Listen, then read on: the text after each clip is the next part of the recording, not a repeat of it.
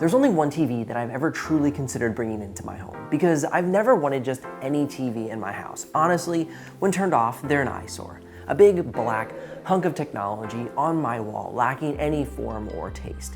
There's only one exception. It's the only TV that actually fits the style and feel of our home. And it's the only TV my wife has ever fully approved. This is the 55-inch Samsung frame. I just ordered it from Walmart and it shipped to my house within a few days. I'll link the model that I picked in the description below. If you want to check it out or check the live pricing, definitely use that link. And yes, if you buy through the link, it supports the channel at no extra cost to you. Of course, that's what keeps it alive and the helpful content coming your way. So a big shout out to Walmart for partnering with me on this video. Now, what sold my wife was the art mode and the matte display. When the TV is off, it looks like a framed printed picture. Now, we picked a bezel that complements the rest of our space, and that matte screen means no glare or weird reflections. Most people don't even know it's a TV until it's fully turned on. Now, I'm going to walk you through what comes in the box, what doesn't, and how to hang it up. For those who care about the details, this is a 4K resolution 55-inch TV. It's QLED Quantum HDR. So basically that combines quantum dot technology with high dynamic range. All right, to dive a little deeper, quantum dots are tiny semiconductor nanocrystals that emit specific colors of light when excited.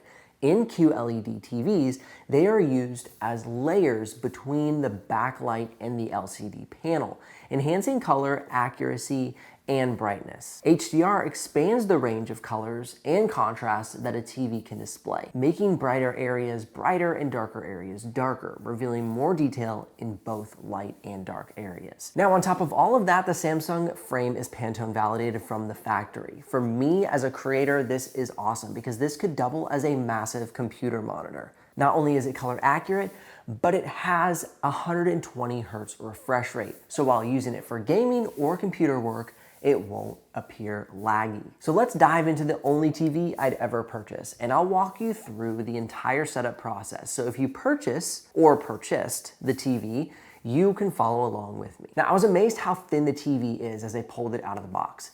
It's only a bit thicker than Samsung's new Z Fold. Now, the weight also surprised me. It weighs nearly 50 pounds. And for that reason, I don't recommend setting it up on your own. Now, I did set this thing up on my own, so it is definitely possible to do it alone if you have to, but I definitely recommend a second pair of hands. Now, Samsung made it super easy to peel open the box and pull out all of the accessories and the TV itself. Now, additionally, I recommend following the directions. They are quite helpful. Now, I say that because we've all encountered unhelpful, confusing directions. So definitely go to those directions in this regard.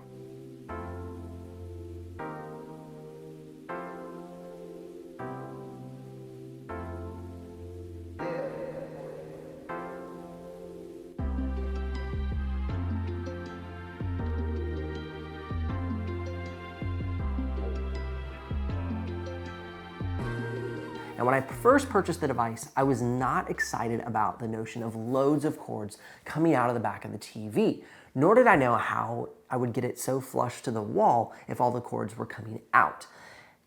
Would it still have that, nice framed picture look? I was pleasantly surprised to find Samsung One Connect in the box. With one cord, you can connect One Connect to your frame TV. Yeah, it's awesome. So that means you have 4 HDMI ports, a network port, optical digital audio out port, and then the One Connect port. This makes it easy to add new external video devices to your TV without fumbling behind the actual TV that is nice and snug to the wall.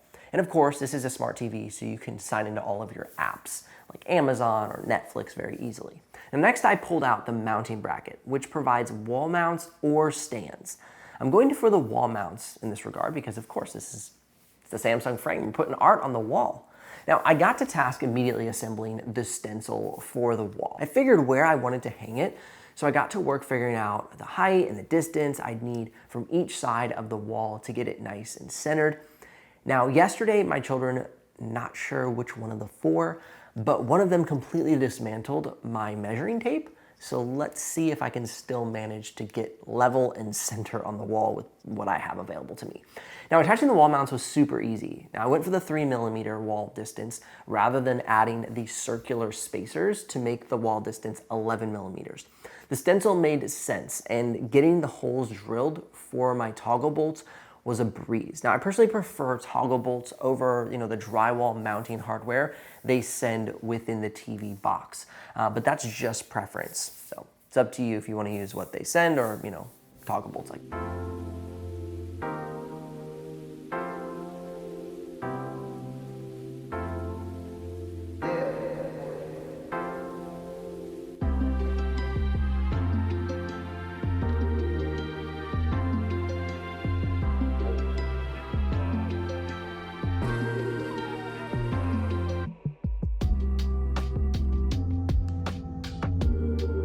Now, when it came to hanging the TV, I could have definitely used a second set of hands. But I found that if I stood above the TV and reached behind it, I could get it hooked onto the wall mounts, and that way everything was connected very nicely to the brackets. It's super well designed and overall very easy to use once you get everything measured out just right.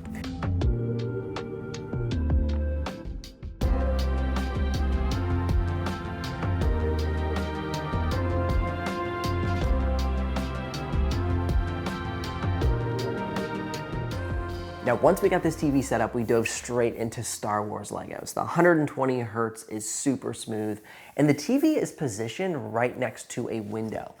Even with it positioned right next to the window with that matte display, there was zero glare, which is amazing because that was one of the challenges we faced with any TV we considered otherwise, was that glare from that window. Now, in the evening, we jumped into a classic Hepburn and O'Toole for How to Steal a Million. Deep blacks, rich color, and setup that feels immersive without taking over the whole room. Now, let's talk about the audio quality. We have a Sonos soundbar that could pair with the TV, but the audio is surprisingly good.